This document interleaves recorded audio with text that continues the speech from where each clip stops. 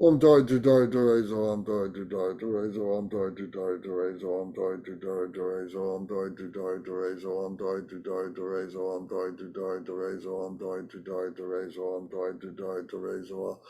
Doi to doi to rezo, doi to doi to rezo, doi to doi to rezo, doi to doi to rezo, doi to doi to rezo, doi to doi to rezo, doi to doi to rezo, doi to doi to rezo, doi to doi to rezo, doi to doi to rezo. To die to raise doi to die to raise doi to die to raise doi to die to raise doi to tare to raise doi to tare to raise doi to tare to raise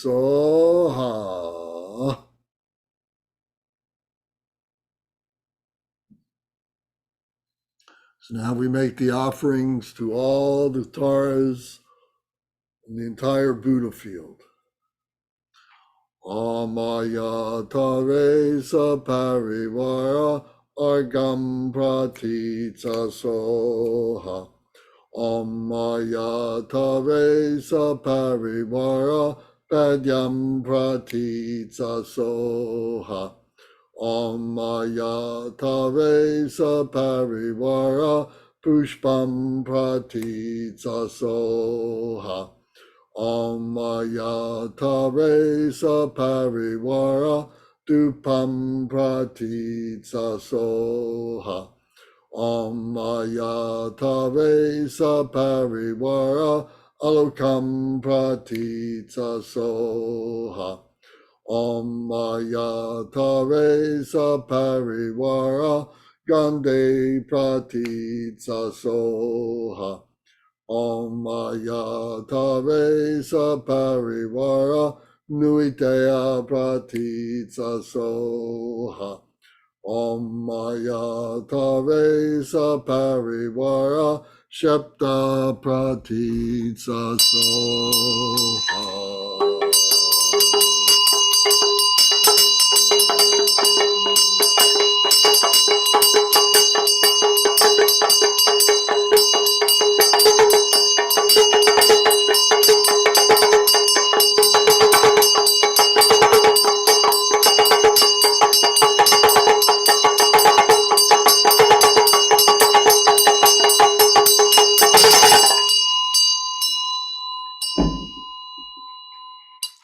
Crowns of gods and demigods, pay homage to your lotus feet. You who liberate from all unfavorable conditions, I praise and prostrate to Mother Tara. La dang la min cho pen ye, zoki pe mo la tu ne. Pa pe kun le jo ze ma, jo ma yum la chak sao to.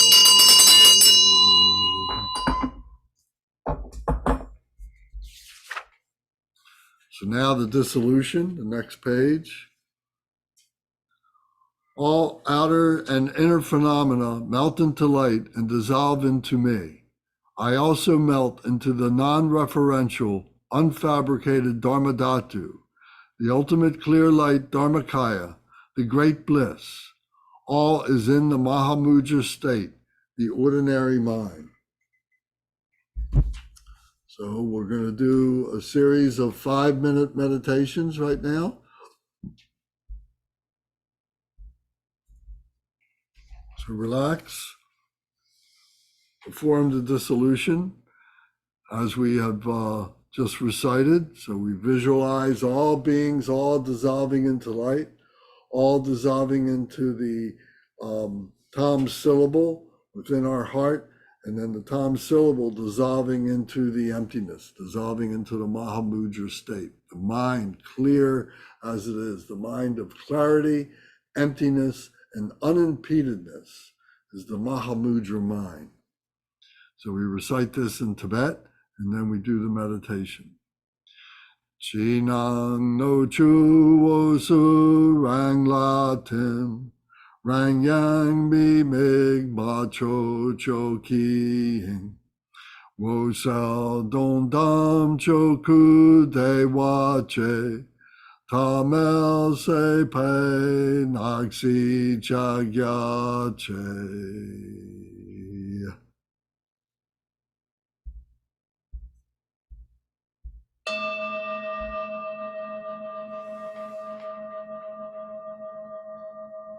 Keep your back straight. Stay in the meditation position. Take a deep breath and hold it.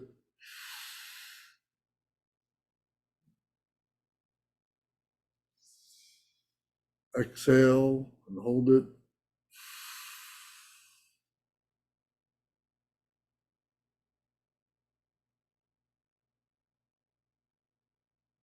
Take a deep breath and hold it.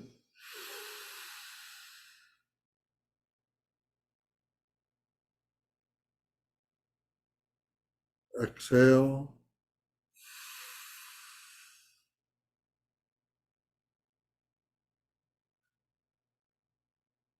Breathe in.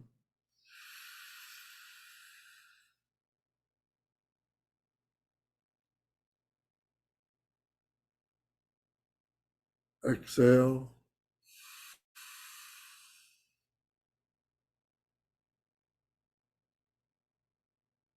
Stay relaxed and breathe normal.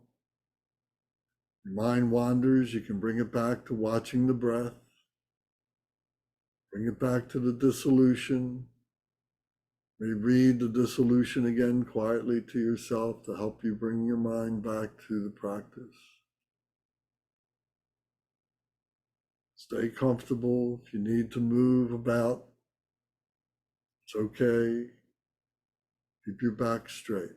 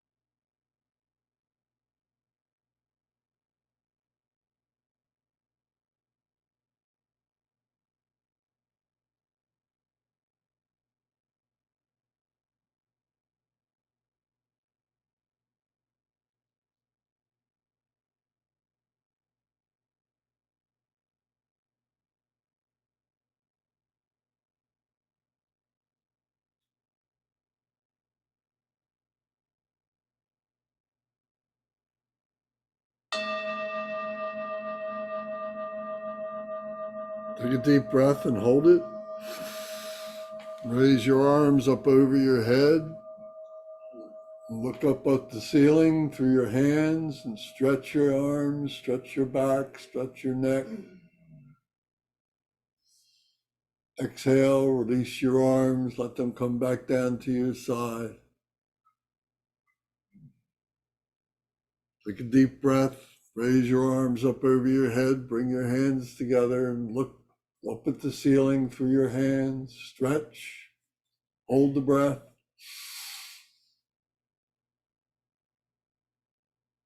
Relax, come back down, relax. Take another deep breath, raise your arms up over your head, look between your hands at the ceiling and stretch your arms, stretch your back, your neck. Hold the breath.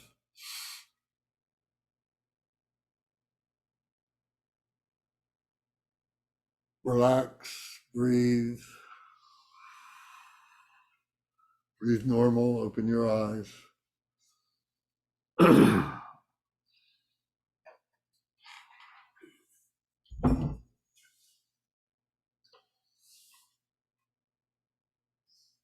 Okay, do another 5-minute meditation. Dissolution, all outer and inner phenomena melt into light, dissolve into me. I also melt into the non-referential, unfabricated Dharmadhatu, the ultimate clear light Dharmakaya, the great bliss. All is in the Mahamudra state, the ordinary mind, which is clear, which is emptiness, and which is unimpeded.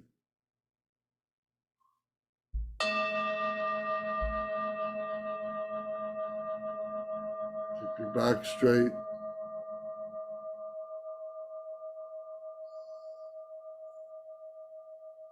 Take a deep breath and hold it.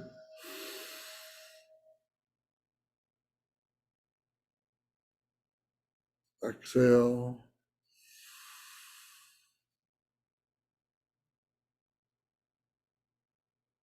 Breathe normal.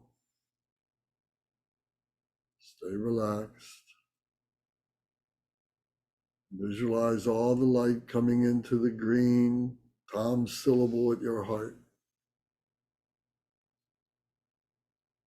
and dissolving into the emptiness, to the Mahamudra mind.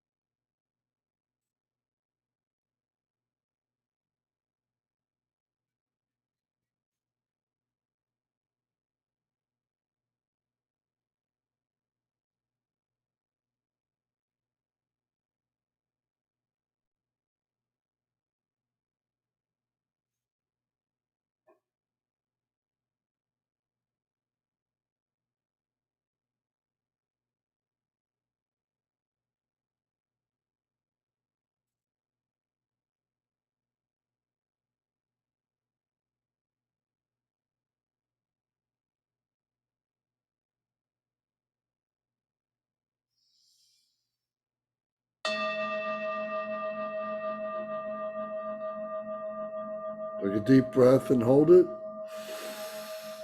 Raise your arms up over your head. Bring your hands together. Look up at the ceiling through your hands and stretch.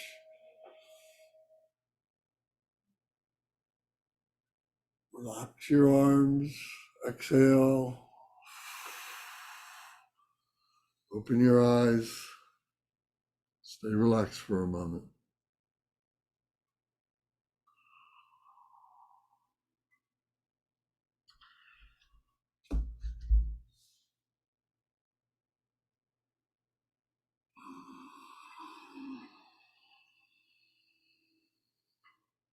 Stretch, whatever you need to do.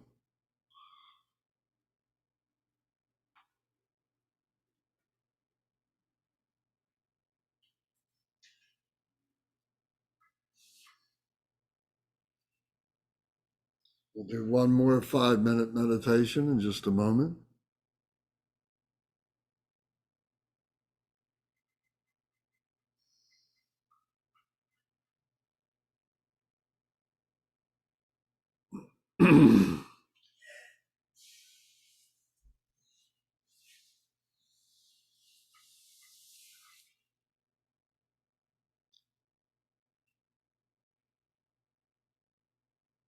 Okay, we recite the dissolution again. All outer and inner phenomena melt into light and dissolve into me. I also melt into the non-referential, unfabricated Dharmadhatu, the ultimate clear light Dharmakaya, the great bliss. All is in the Mahamudra state, the ordinary mind. Clarity, emptiness, and unimpededness is the Mahamudra ordinary mind state.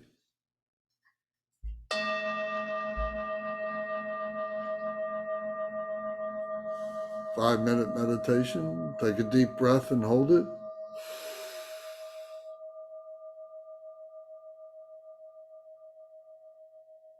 Exhale.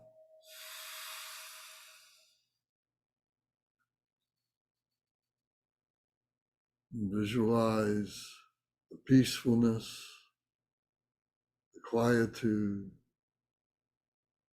the Mahamudra state of mind.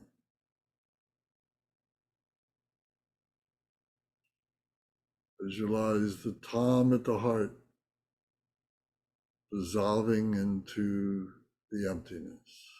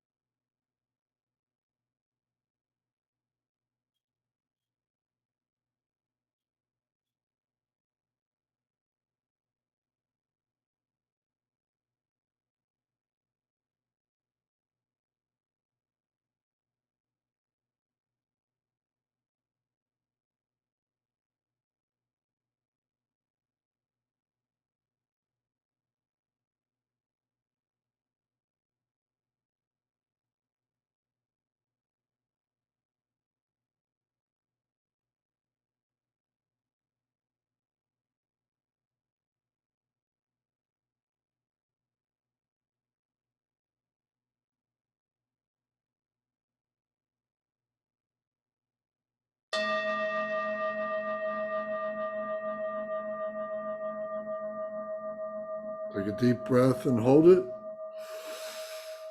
Raise your arms up over your head. Look up through your hands at the ceiling and stretch your back, stretch your arms. Don't hurt yourself. Take a deep breath. Relax your arms, exhale. Open your eyes. Now we recite the dedication. By this virtue, the virtues accumulated in samsara and nirvana, and the innate nature, may all mother sentient beings, countless as infinite space, attain the form of noble Tara, free from rejection and acceptance, the state of great wisdom that is liberated from the 5 poisons. In Tibet, Kewa di dankor de sagyo yi, Jagnam magendro wa yodocho, Dognal rangdrel yeshe chen polong, Gagdrub drelwe pagme kutob so.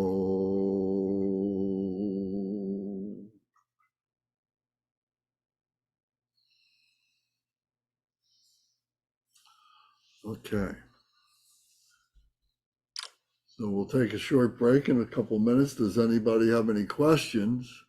And we'll come back at top of the hour and we'll do another round of the practice.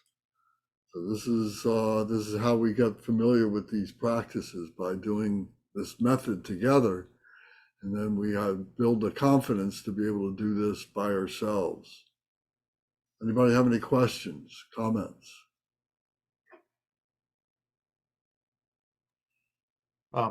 Lance, I have a quick comment.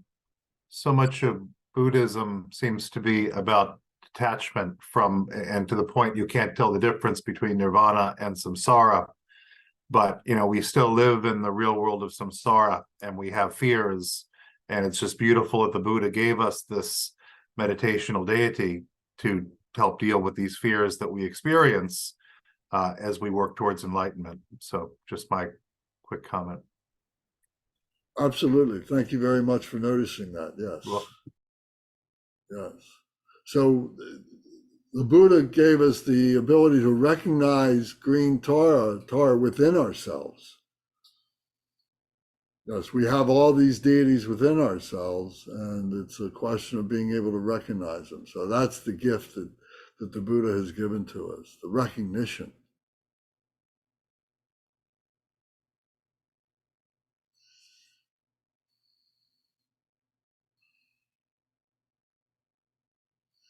Okay, well, let's take a short break then. We'll come back at my clock says 25 minutes. We'll come back at what would be 11 o'clock our time, but the top of the hour, whatever time, wherever you are. And we'll continue with the practice again. So this is how we stabilize our practice. That's what this Sunday practice is all about, to help us to learn how to do that. If anybody has any questions, I'll stay online for a couple of minutes if you have a question or two. Everybody. Okay, very good. So we're back on here. So one thing I want to emphasize is that, the deity, we talk about deity yoga. We talked about this last week. And the deities are the holy enlightened ones. And the holy enlightened ones are those human beings who have purified themselves to the point of realization, of stability and realization, of stability in the Mahamudra, the mind of meditation. So the deity word that we are familiar with is, has to connote something about gods and goddesses that are external to us. But within the Buddhism, it's all within ourselves. It's not external, it's within ourselves. So the deities are within ourselves, and that we are realizing that and becoming in union with them. The things that are blocking us up from doing that is what we are trying to purify. We're trying to remove those things, or to be able to overcome, transcend those blockages and so on. So this is how we overcome our dualistic nature. We're bringing the dualism onto the path, and then the path leads us to the enlightenment, and then we become as the enlightened beings, as what we would call the deity and so on. So green Tara is one example, is one of those enlightened beings that helps us to stabilize our purity, and which becomes our protection against further contamination and the fears and so on. So medicine Buddha is a healing. Shenrezig is compassion. And Manjushri is the wisdom of what all this means, understanding this from an intellectual point of view, and being able to have an intellectualization of the spirituality of this. So that's what we've been building up. The past number of weeks, we did the Shenrezig practice, we did the Manjushri practice, we've been doing the medicine Buddha practice, and now the green Tara practice to help us to stabilize our protection. There's another point that I'd like to make, and that is when we do the mantras, and this isn't to admonish anybody or anything like that, but the goal in doing the mantras should be removing the 6 faults, the errors of the mantra. So the 6 faults of the mantra are that we don't recite it too fast. We shouldn't recite it so fast that we can't pronounce each syllable. So each syllable has to be enunciated properly. We can say it as fast as we can, as long as we're doing it properly that way. And that we're remembering, that we're thinking about what the meaning of each syllable is. Now, we're not thinking about it per se, each syllable individually, but as the meaning of the mantra. So we can study that and remember that and say, oh, what this mantra means. So Om Tai Tu Tai Tere Soha means the enlightened body, speech, and mind of one who liberates from great fears for freedom from sickness and disease. And may it be accomplished. So that's what Om Tai Tu Tai Tere Soha means in English. So we stabilize that in our mind. So we're reciting that not too fast. We don't recite it too slow. So slow that we lose focus. Om, Tare, Tu Tare. We lose focus of what it is that we're doing. So it should be at a speed that keeps our mindfulness intact, along with the utterance that we're doing with our vocal cords and so on. So it's not too fast, it's not too slow. It's not too soft, and it's not too loud. In other words, we're not doing it where we're whispering it, Om Tai Tu Tai Tere Soha, Om Tai Tu Tai Tere Soha. We can do that after we've kind of stabilized it, and then we're doing it together in a normal voice, like I'm speaking right now, Om Tai Tu Tai Tere Soha. We do that, then as we stabilize it, and we can do it a little softer, Om Tai Tu Tai Tere Soha, Om Tai Tu Tai Tere Soha, but we don't start whispering it to the point that we're just thinking about it and we're not reciting it. We have to keep the air flowing, so to speak, which keeps our body connected to our intellect, which keeps our intellect connected to our spiritual heart, to our spirituality. So we don't want to do it too soft, and we don't want to do it too loud that we run out of air, that it becomes impractical. Om Tai Tu Tai Tere Soha. There's no need to have to do that. When we're together with the Sangha in a place, you want to generate the energy. You want to be able to do that by doing it in a manner that everybody's voices come together. So it's like bees buzzing around a beehive. Om Tai Tu Tai Tere Soha, Om Tai Tu Tai Tere Soha. So we don't want to do it too soft. We don't want to do it too loud. We also we don't want to do it till we become drowsy. We don't want to get sleepy about it. And it's easy to do that. We also do not want to do it where we're too agitated or too enthusiastic about it. We don't want to do it there. We have to find the right balance. So when we become sleepy, when we recognize we're becoming sleepy, open your eyes, look up, open your eyes widely and so on, and then recite it distinctly and clearly.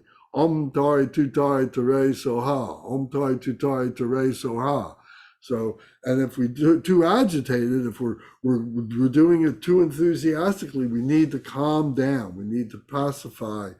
We need those emotions. We need to pacify. So those are the 6 faults of the mantra: not too fast, not too slow, not too soft, not too loud, not too drowsy, and not agitated. We want to do it clear with correct pronunciation. So those are the faults of the mantra. Does anybody have any questions or comments that you'd like to bring up?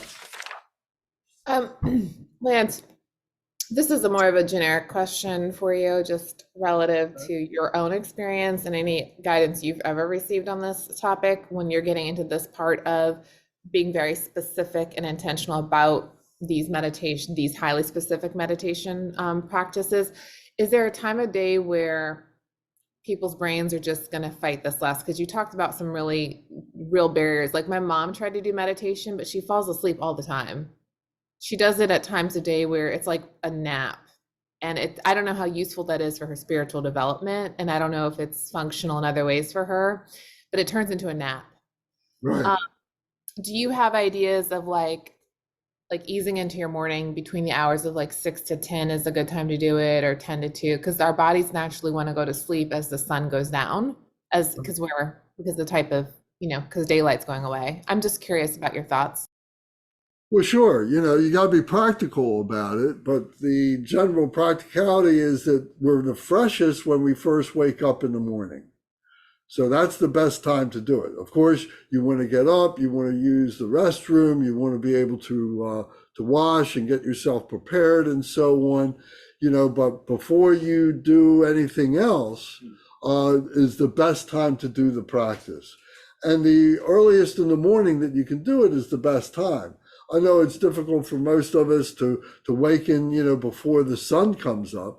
But believe it or not, that is a very, very energized time, is to do it as the sun is coming up.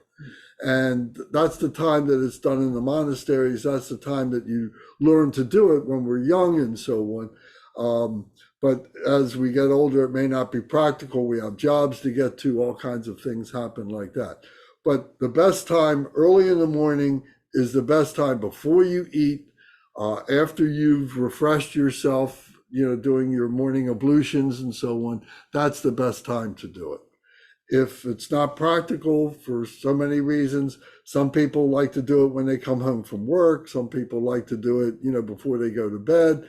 Whatever your routine allows you to do, that's the most important thing, to do it sometime that you can. So get into that routine, and then you can change the time. If you find you're doing it late at night before you go to bed, but then you say, you know what, I really want to make the effort to do it in the morning, then you start doing it in the morning. So everything is changeable. So you don't have to be locked into doing it one time or another all the time.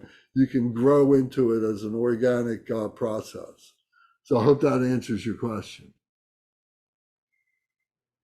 Yeah, it does for me. Like I started this way with meditation, where I was just doing the regular, just attempt to meditate, but this is like taking it like 2.0, and I want to make sure, because it requires more thought and intentionality in this, so I want to make sure I'm. So doing it in the morning, does that make sense to you? Yeah. For me, I would have to do my to-do list the night before. Is it worth making the changes in your schedule to facilitate being able to do it in the morning like that? It would have to, or it'd have to be right before I go to bed. My brain is too crazy in the middle of the day with the type of work I do. it would be so hard to learn this. Like if I had it already mastered, it'd be easy, but to try to learn it in the middle of the day right now for me is not practical because my mind is amuck with stuff, Lance. The mundane stuff that we all got to do. Yes. Yeah, it's yeah. So for purposes of learning the process until it becomes like part of like my day to day, I can't do this in the middle of the day between like anytime after 8 would be impractical because my brain is thinking about other ordinary mind issues, non-ordinary mind issues. All right. Well, very good. Anybody else have a question or comment?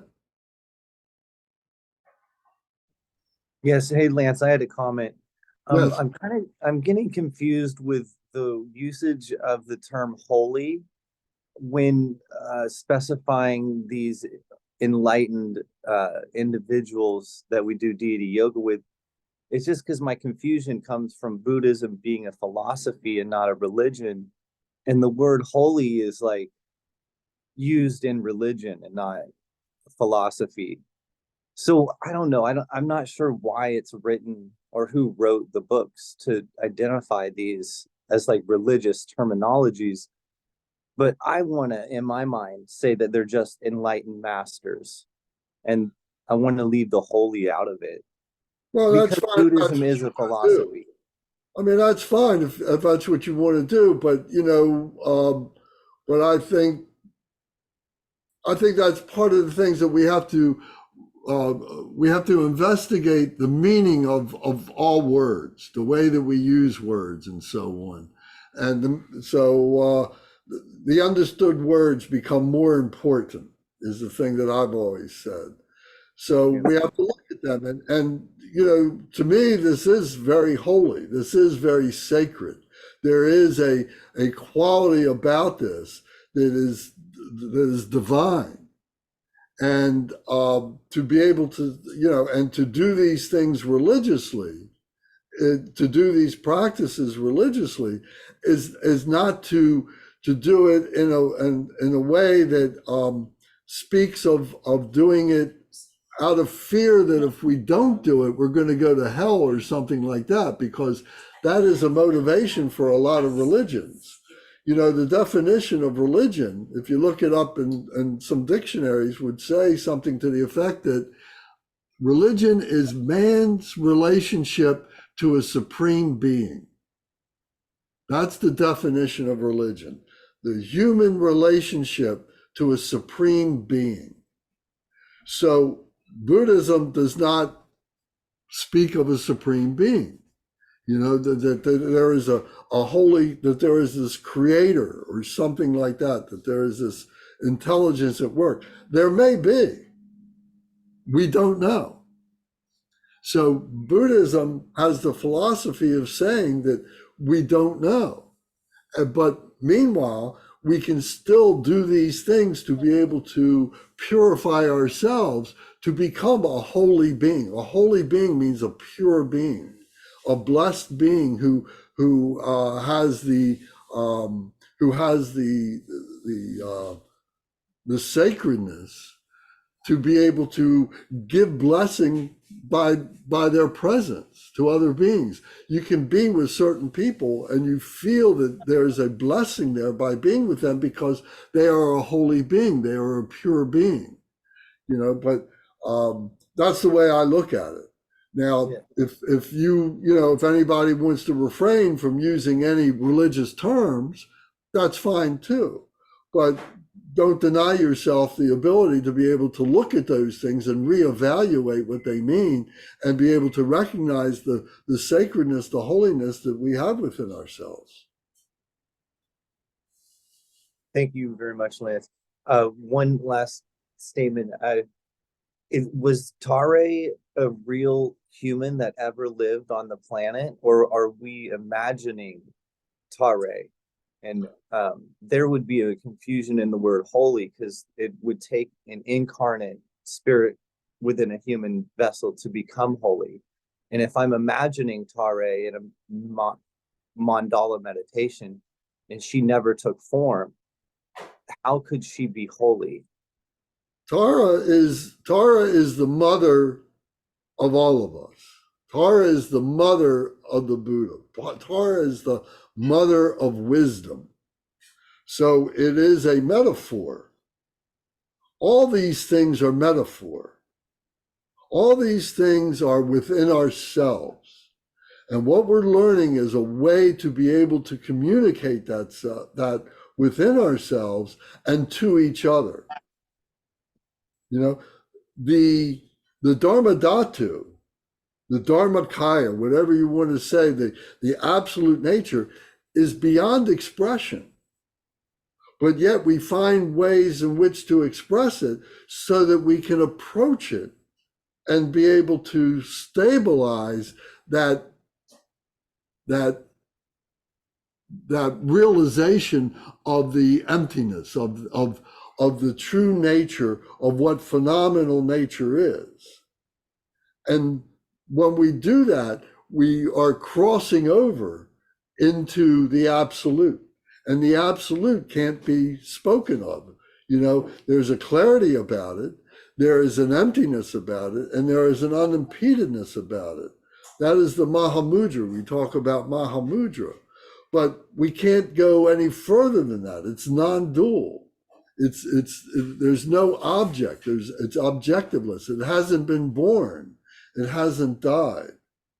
And so this is the awareness that we are trying to stabilize within ourselves amidst the phenomenal nature that we have to live. So this is the bringing together the dualistic nature onto the path to enlightenment. This is what the Mahamudra is. So Tara, as well as all the other deities, enlightened ones, are the metaphors for that process of the Sambhogaya, of the enjoyment body, of being able to do that. The sum total of that becomes this just total awareness and non-need to have to articulate it any further. Beautiful. I can understand that perspective and take great honor in it. And I appreciate your explanation. Well, good. I'm sorry I take so many words to say it, but, you know, thank you. You know, what we're trying to do, and, you know, I've used this before, you know, we're trying to blow our minds of all the preconceived ideas that we have and so on, until we have just this pure, empty, open mind of freedom.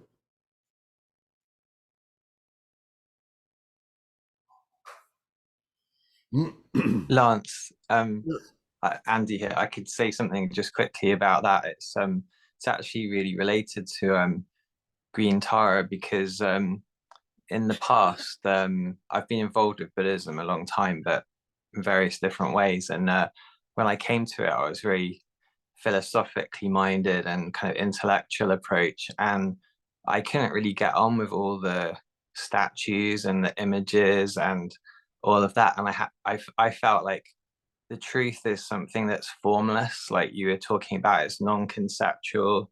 And I was like, if it's non-conceptual, then why do I need all this imagery and all this form? And I really couldn't relate to it at all. And then it was really strange because I wasn't practicing in Vajrayana at all, or Tibetan Buddhism. And one day I must have heard about Green Tara somehow. I guess she's like one of the better known Buddha figures, and I just got completely obsessed with her image and like Green Tara, and like I just wanted to know everything there was to know about Green Tara. And also I was really shocked when I started to look into it that she is connected with liberation from fear, because fear was a really big, I guess, problem for me, and something very deep rooted in why I maybe came to Buddhism in the first place. And through that process, I just realized that I was totally attached to formlessness in a really one-sided way. And, you know, the world that we live in and our experience contains form and formlessness. And ideally, I guess through all this practice, we come to a place where that becomes one. But I was totally like one-sided about everything. And so for me, that was really the kind of the gateway to become really interested in, what we're doing now, deity yoga and all of that kind of thing. So I feel like Green Tara kind of, kind of saved me from this kind of one-sided, purely philosophical, intellectual approach to everything. So I just thought I'd share that. That's very good. Yes, thank you. To put it in other terms, it's, the Dharmakaya is the truth body, and the truth is non-conceptual, etc. As we said, the Sambhogagaya is the intellectualization of all this phenomenal nature, including, that which we consider to be, the Buddhas and the Bodhisattvas, the holy enlightened ones, that we are approaching that Dharmakaya, that truth body. It is the enjoyment body that allows us to do that. It is the intellectualization of that process.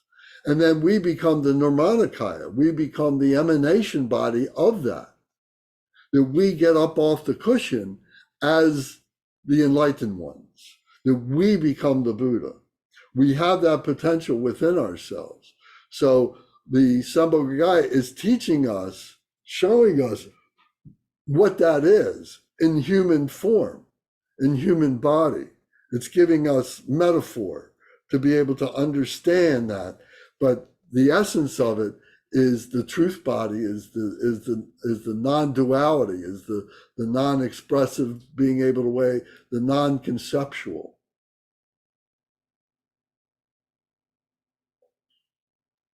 Yeah, thanks, Lance. How does the deity get within us? That is, the deity is a metaphor, correct? Yes. So it is. How does the deity have a form? I guess that's my question. Well, and that's a good question, because as human beings, we don't have the ability to know that. And that's one of the problems of being a human being. We have to transcend our human rational mind to the spiritual mind and experience that. And through that experience, that's where the oneness is. That's where the non-duality is. That's where the non-expressive is. That's where I would say, the holiness is, the sacredness is, and we come away feeling that love, for all things, for all beings, and so on. We have the compassion for the suffering that all beings who are not in that have that experience and are not abiding within that experience. So as being a human being, that's, we're trapped in the mindset that we got to know. But if we can transcend that to our Buddha nature, to our true nature, we are that. And there's no way to explain what that means as a human being. But we'll struggle with that until we have that experience. When we have the experience, it's like all the veils are removed. And that's a very good way, many traditions talk about the veils being removed and so on until you see clearly. When we enter the path of the bhumis, which are the perfections of the bodhisattva, the first bhumi is the path of seeing, having the veil removed. You begin to see what is going on from a spiritual point of view. Human beings generally are just looking at things from a very dualistic point of view, from a physical, intellectual point of view, without the spiritual being part of the equation. Thank you. Lance, the rainbow's used as a metaphor for the deity, isn't it? Because like you can experience a rainbow, but if you try to like find the end of the rainbow, or if you try and touch the rainbow, you can't do it, but you can still experience the rainbow. So it's kind of, I think it's like a nice metaphor that the tradition uses for the deity. I find it helpful. Yes, that's the illusory body. And we find that we have that illusory body within ourselves as well. All this is within ourselves. All this physical nature, all this space stuff and everything, is all what we're made of. The elements and so on, the matter and everything, and the energy and so on, is we are all part and parcel of all of that. And so we see that all of this is just illusory, and because we've created this out of our mind. It's all illusory. So it's all part of the metaphor. And breaking through that, cutting through that, and then crossing over into that stability of that mindset is what we're trying to do. So the illusory body is reaching up, so as you point out, through the rainbow, and seeing that we are just temporary. It's just part of the phenomenal nature of the emptiness that we're using intellectually to describe, this state of mind that we're going through. So yeah, these are all words that go to that.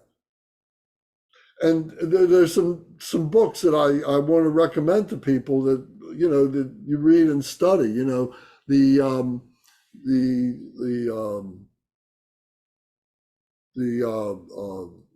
transference of suffering, transformation of suffering is one of them, that is talking about the organization of what it is to be in a dharma sangha, and be part of learning what all this is and everything. But there's some other books that kind of go beyond that and be able to start defining some more of this esoteric these mindsets that will give you cause to sit peacefully, just reading these things, just reading a sentence or something, and give you food for a meditation just sitting there. So there's a method. The transformation of suffering is like method, but then there is those books that help you to transcend, the transcendence of the mindset.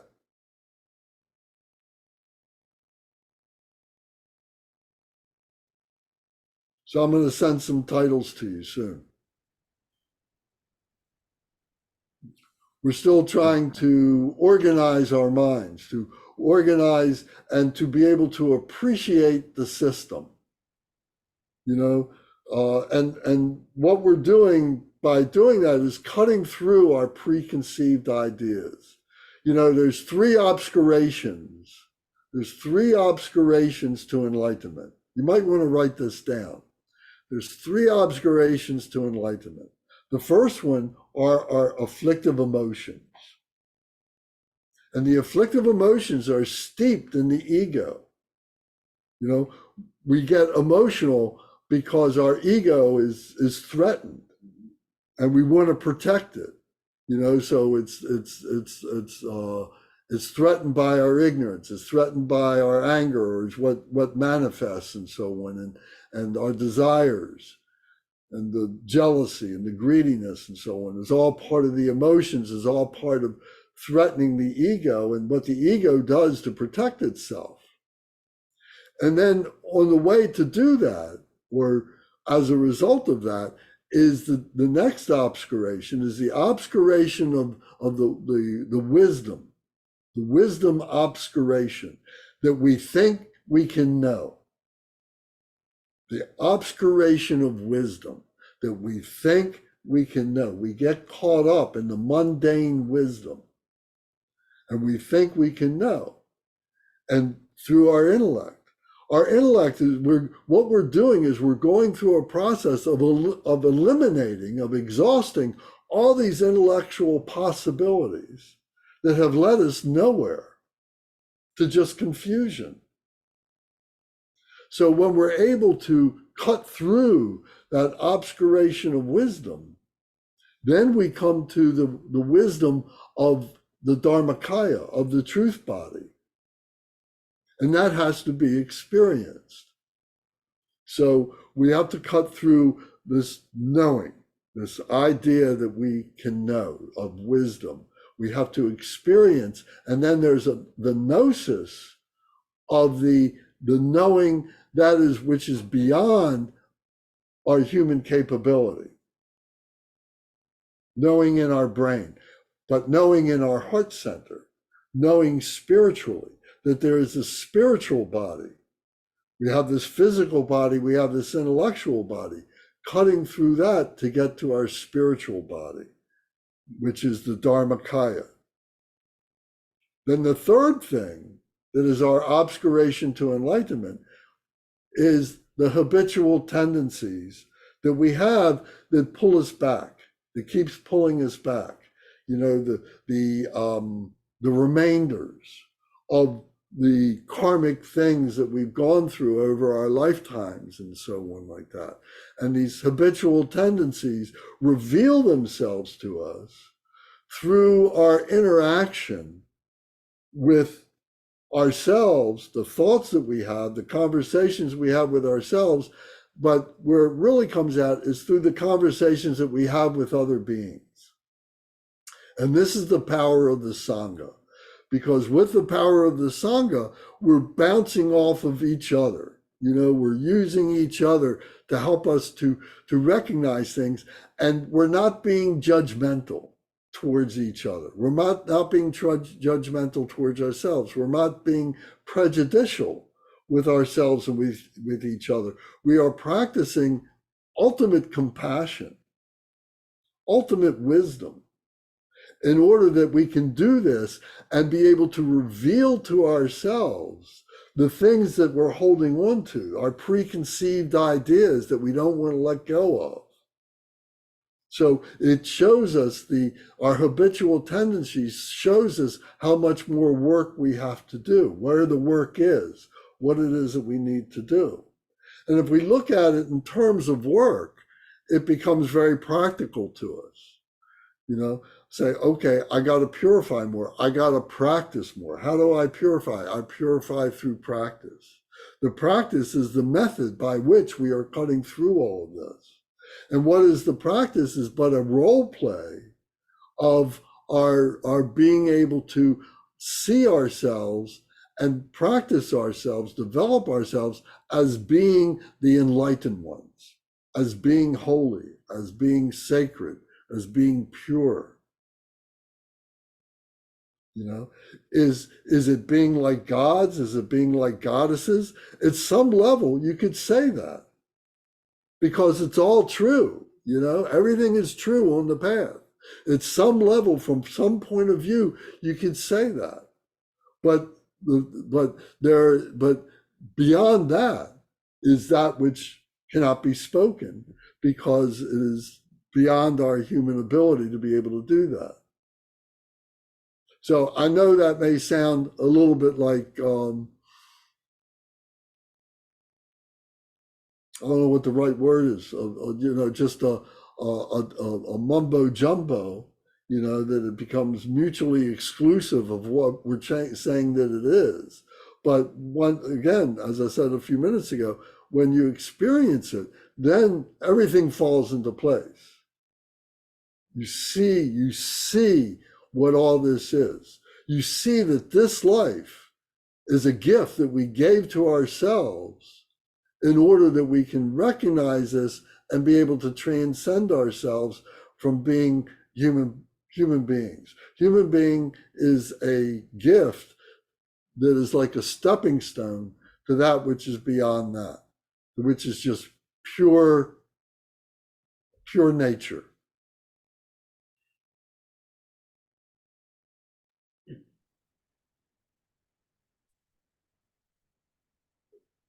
Yes, Brendan. Uh, Lance, I want to mention, I appreciate Gavin's question so much regarding the word holy or holiness. That's not something that has occurred to me yet, but there's kind of a loaded term for me, which is prayer. And I'm not here to bash any faith tradition. That's not why I'm here. But I will tell you that my story, I'm a former Catholic Christian. And so we pray as Buddhists, I believe, in a different way than other faiths pray. We're not asking some supreme being or supreme creator who is all-knowing, all-loving, and all-powerful to give us something that we want. It's a different form of prayer. But I'm reminded of something that Alan Watts wrote. He wrote about how as opposed to the jealous God faiths, he called them, or a religion in which a jealous God is believed in, as opposed to faiths with tolerance for others and whose practice involved introspective meditation. So I think that when we think in terms of introspective meditation, as opposed to I am a jealous God, you must follow me, for me, that terms like prayer or holiness take on a different meaning when we see it in those terms. That's helpful for me. I don't know if it's helpful for you. But I also think about the sutras of the Buddha. I mean, it even seems that he conceptualized black holes of all things 2,600 years ago. So yeah, there is something mystical or amazing about Buddhism, even if we don't understand it in the context of a jealous God faith. And I don't want to mention any of those faiths specifically because I don't want to be appear to be picking on them, but my take for what it's worth. Well, yeah, so you got to define the word prayer and in the context of, whatever tradition you're talking about it in. But for us, prayer is we are remembering to ourselves. We're remembering to ourselves why we're doing this, what it is that we're doing it, how we're doing it. That's what the prayers are. If you look at all the prayers, if you analyze all these prayers and read these prayers, you're remembering why you're doing it. You're stating why you're doing it for yourself. It's not praying to somebody out there. It's within ourselves. All this is within ourselves. We are part and parcel of everything. That's one of the magnificent things that we come to realize. We're not separate from anything. We are inseparable with all of this. The physical, the intellectual, and the spiritual. The problem is the physical and the intellectual have dominated our spiritual, because the spiritual is very, very, very subtle, and it's very easily overcome in that way, because the emotions are very powerful and they control our intellect, they control our physical body. We get caught up in those emotions. We get caught up in the idea that we are, that we can know everything, like I was saying before. So the prayer for us is for us to remember what it is that we're doing, why we're doing it. And one thing I've found to be very, very, very powerful for myself, and that was, I have a temper sometimes. And I work very hard to overcome it and so on, but sometimes when I least expect it, bam, there it is. But to help me to overcome it, I wrote my own prayer to overcome my anger. And it gave me cause to think about why I get angry and what it is to be angry and other people that get angry and so on like that. And I worked on it for a long time, but so my point is to write your own prayers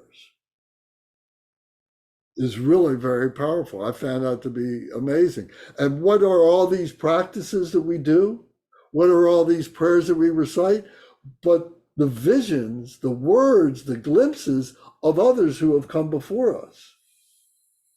Somebody else wrote these things, and we're following their advice.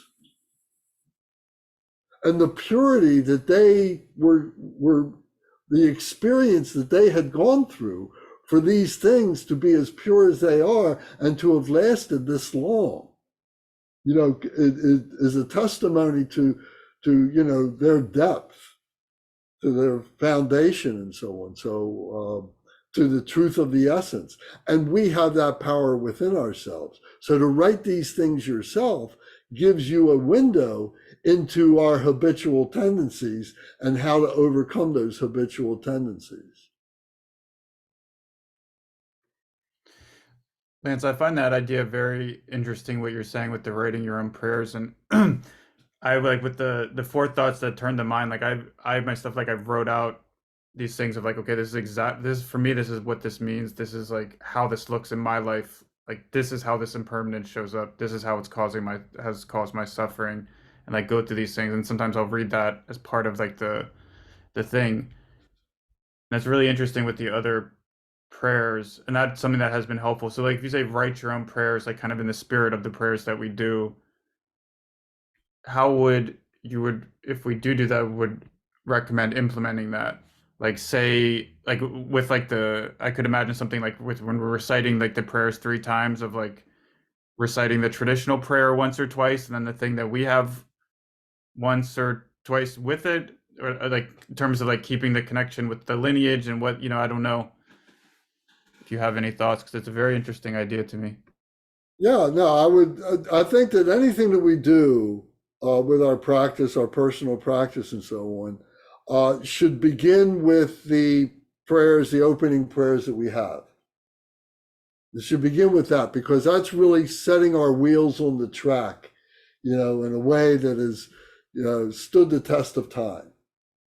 And then when we finish that, then if you want to recite the prayers that you've written, then do that at that point. And maybe it has to do with anger, maybe it has to do with jealousy, maybe it has to do with some situation, that you want some clarity on. It's just, giving you an opportunity to be able to recognize what it is that you're thinking, what it is that you're concerned about, that, that you're not seeing clearly. So, and then you would do that. And then that might give you cause to refine it some. Say, oh, I didn't say it quite right. I want to say it this way. It becomes a work in progress. So that's what I would say to you. Start with the opening prayers as we are reciting them, and then add your prayers to it. Or maybe in the situation when the prayer arises, like when I get angry, I go running around looking for my, where did I write that prayer about anger? I got to read that, so slowly I've begun to memorize it, but if I haven't gotten angry in a while, I might have forgotten some of it. And it's important to have a sense of humor about all this. We're all damn fools, so enjoy yourself in the process. And when you make a mistake, enjoy yourself. Give yourself the compassion to laugh at yourself. Don't be so serious about everything. We're all damn fools trying to figure it out. And we're fortunate that we've got this system to be able to do that. That's what this is. That's why it's such a blessing to have the Buddhist system, because the Buddha was a genius to be able to give us this. It's so articulate. So I hope that helps. Write your own prayer. Use it when you can. This is a great conversation. I didn't plan this conversation. I didn't think we were going to have this conversation, but I'm glad we're doing it. And this is really the activity of green Tara. Because what we're doing is we're fine-tuning our wisdom. We're fine-tuning, what fearfulnesses we may have had, about words, about practices, different things like that we're not doing the right thing. So this is a perfect example of green Tara.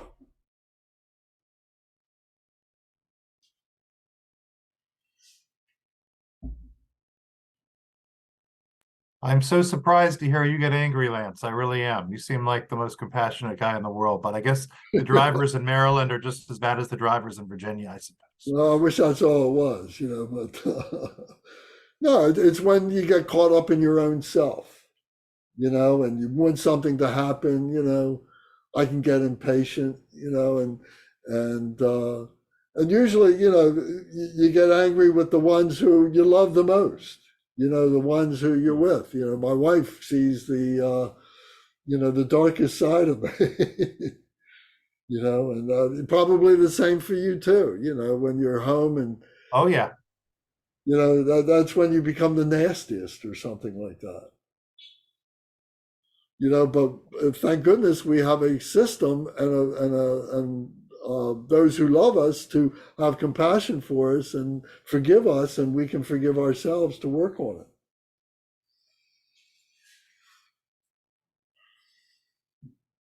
it. Buddhism helps. It's helped me over the past year to be more calm and helpful. So Absolutely. Yes. Thank you. And that's why we thank each other. The greatest gift that we give each other is our practice. That's the greatest gift, the greatest offering that you can make to your teacher is your practice. Money is great, but it's temporary. Giving them a cup of coffee is great, but it's temporary. But if you can offer your practice to each other, to your teachers and so on, that's the greatest gift, because then that's where we're really coming together. Does that make sense? Can you understand what I'm trying to say? That's when we're really coming together.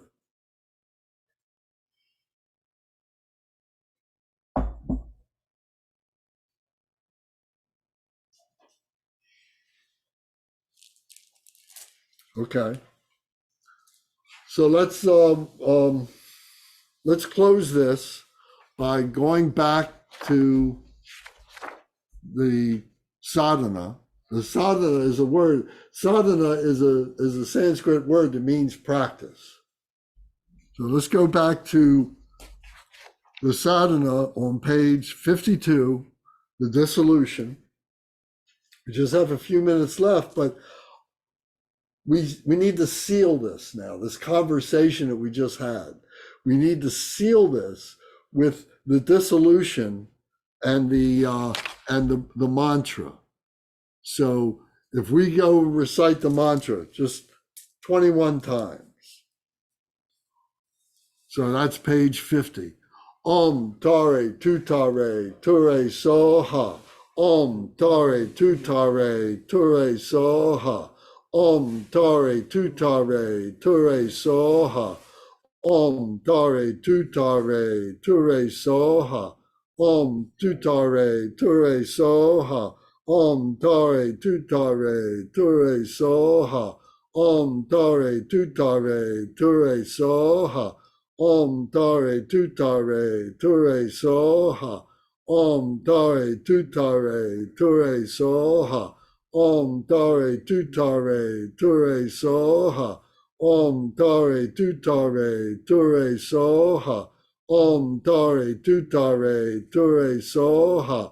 Om tare tutare ture soha. Om tare tutare ture soha. Om tare tutare ture soha. Om tare tutare ture soha. Om tare tutare ture soha. Om tare tutare ture soha. Om tare tutare ture soha. Om tare tutare ture soha. Om tare tutare ture soha. Om tare tutare ture soha. Now we make the offerings like this. We Om tare tuta Om ayatare saparivar argam padyam pushpam dupam alokam gande nuete shapta pratitsa soha. Then we recite the praise. The crowns of gods and demigods pay homage to your lotus feet. You who liberate from all unfavorable conditions, I praise and prostrate to Mother Tara. And I ring the bell of rejoicing. And then we go to the dissolution.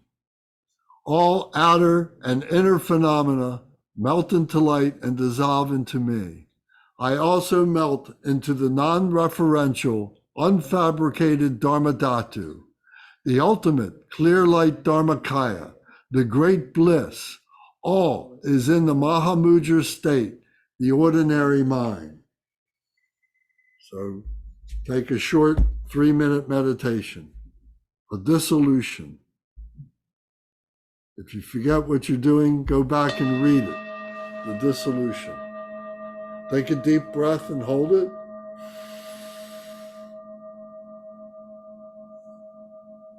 Exhale and relax.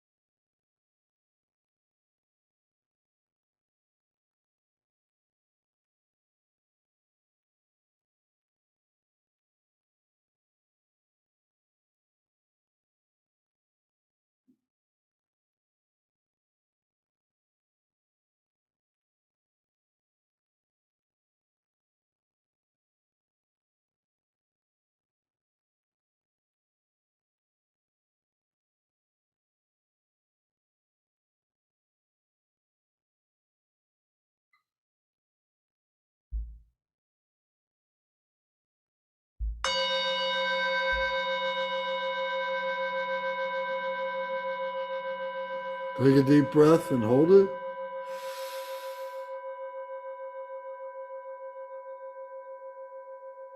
Exhale. Breathe normal and open your eyes. And we recite the dedication. By this virtue, the virtues accumulated in samsara and nirvana, and the innate nature, and may all mother sentient beings, countless as infinite space, attain the form of noble Tara, free from rejection and acceptance, the state of great wisdom that is liberated from the 5 poisons. Kevadidang Gurdes Sagyoki Janamagen Joe Yodocho Dognal Naudrel Yeshe Chen Porlong Gagjub Jawe Pagme Kutob So.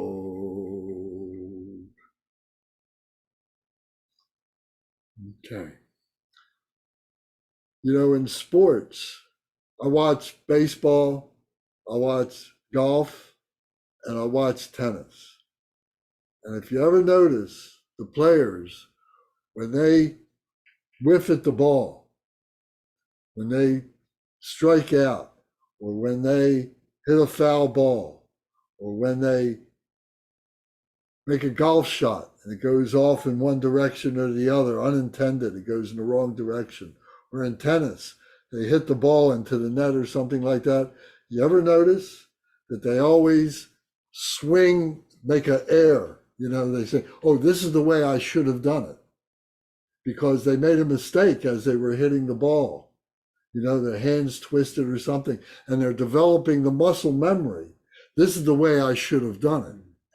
So my point is that by going over and doing what we just did after we had this conversation was developing the memory, intellectual memory, the physical memory, and the spiritual memory to say, this is what all this meant.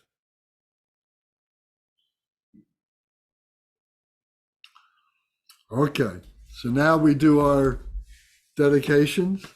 So we go to our 101 book, if you've got that handy, and we can recite the dedication prayer by Lord Jigden Sumgun.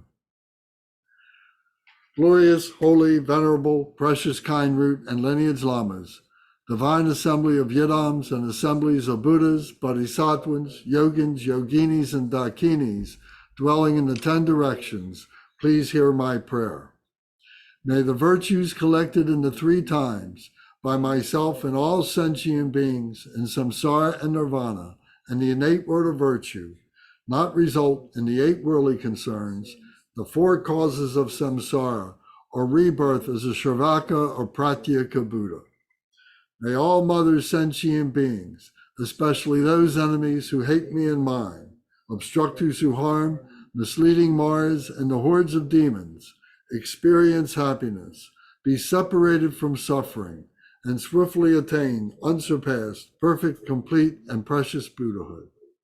By the power of this vast root of virtue, may I benefit all beings through my body, speech, and mind. May the afflictions of desire, hatred, ignorance, arrogance, and jealousy not arise in my mind. May attachment to fame, reputation, wealth, honor, and concern for this life not arise for even a moment.